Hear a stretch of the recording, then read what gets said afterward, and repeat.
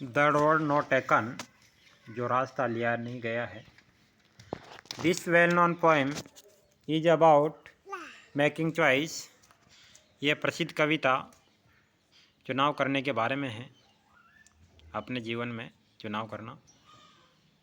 And the choice make that shape us, और वह चुनाव जो अपने जीवन को आकार देता है। Robert Frost is an American poet, Robert Frost America के कवि हैं। हु राइट सिंपली, जो साधारण तरीके से लिखते हैं, बट इनसाइटफुली, लेकिन आंतरिक अर्थ होता है उनका। अबाउट कॉमन ऑर्डिनरी एक्सपीरियंस, सामान्य असाधारण अनुभव के बारे में। Two roads diverge in a yellow wood,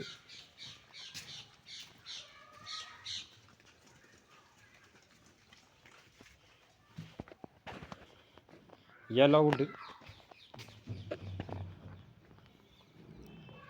दो रास्ते, डाइवर्ट, जंगल के अंदर दो रास्ते दो दिशाओं में जाते हैं।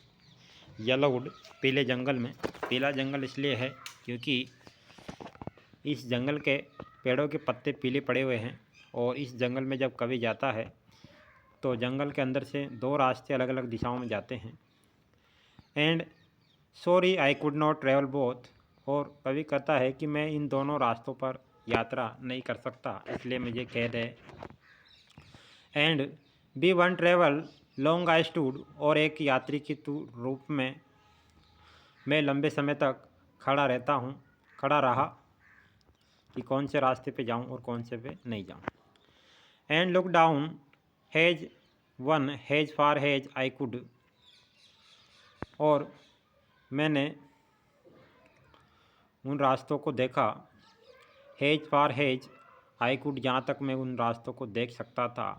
टू वेहर, वहाँ तक जहाँ तक, इट बेंट, जहाँ से ये रास्ते मुड़ते हैं, इन द अंडरग्रोथ, घने जंगल की ओर, या घास फूस झाड़ियाँ जो उगी हुई है उनके अंदर की तरफ ये रास्ते मुड़ते हैं, वहाँ तक मैंने इन रास्तों को देखा।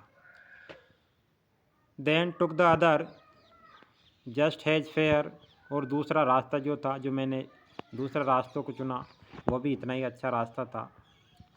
And having perhaps the better claim, और उसके बारे में दावा कर सकता हूँ कि वह शायद इससे ज़्यादा अधिक अच्छा रास्ता है। बिकॉज, क्योंकि it was grassy and wanted wear, क्योंकि वह रास्ता वो था जिसमें घास उगी हुई थी। एंड वांटेड वेयर, और मानो जैसे उस रास्ते की इच्छा हो रही हो कि उस पर कोई व्यक्ति पैदल चले और उस पर घास जो उगी हुई है उसको कुचले, वेयर यानी कुचलना। दो, मानो फॉर दैट पासिंग देयर, मानो कि वहाँ से गुजरना, had want them really about the same, और उन घास को कुचलना, अबाउट द सेम, ये एक प्रकार से वैसा ही है जैसा पहले रास्ते पे है। And both that morning equally ले, सुबह तक दोनों रास्ते ऐसे कैसे ही पड़े थे, यानी कभी दोनों रास्तों में से किसी तक पर भी यात्रा नहीं की थी उसने सुबह तक। इन लीव्स नो स्टेप है ट्रोडन ब्लैक, और जिस रास्ते को उसने अधिक अच्छा माना है उस रास्ते के बारे में है कि इन लीव्स, उन रास्तों की जो पत्तियां हैं, नो स्टेप, उसमें कोई भी कदम अभी तक नहीं पड़ा था, यानी उस रास्ते पर अभी तक कोई नहीं गया था। है ट्रोडन ब्लैक, कदम पड़ के उसकी पत्तियां अभी तक काली नहीं पड़ी थी। Oh I kept the first for another day, अगले दिन के लिए मैंने पहला रास्ता जो अधिक अच्छा मेरे को लगा वही मैं रखता हूँ। Yet knowing how way lead on two way,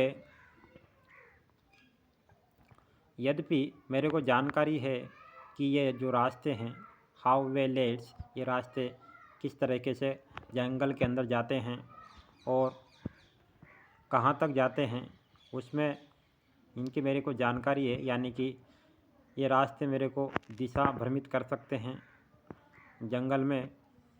I doubted if I should ever come back, और मेरे को शंका है किस रास्ते से मैं वापस आ पाऊँ, इसमें मेरे को शंका है, यानी जंगल के जो रास्ते होते हैं वो भटकाने वाले होते हैं, इसलिए कवि को शंका हो रही है कि उसे जानकारी है कि रास्ते जंगल में अजीब दिशाओं में जाते हैं और वापिस इन रास्तों से लौटना संभव नहीं है, इसलिए उसे शंका हो रही है। आई शैल बी टेलिंग दिस विदेसाई, मैं ये बात बता रहा हूँ विदेसाई बड़ी हाँ भरते हुए कि somewhere ages and ages hence, किस रास्ते से काफ़ी समय से two roads diverged in a wood, जहाँ से दो रास्ते जंगल की अलग अलग दिशाओं में चितराते हैं जाते हैं। And I took the ones, और मैंने वो रास्ता चुना लेस ट्रेवल्ड बाय, जिस पर कम यात्रा की गई थी।